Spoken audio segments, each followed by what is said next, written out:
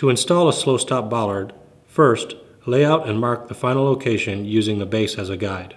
Remove the base. Be sure to keep the bollard an adequate distance away from any solid object to allow for tilting.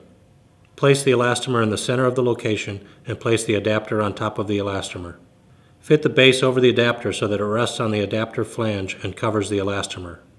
Again, using the base as a guide, drill 4 or 8 as required 5/8 inch holes to a depth of 6 inches. Clean out the holes from concrete dust. Tighten the concrete screw anchors in a star pattern, compressing the elastomer and making the base flush to the concrete. The anchor head must be tightened flush to the base. Insert the tube into the adapter and firmly tighten all set screws to hold it in place.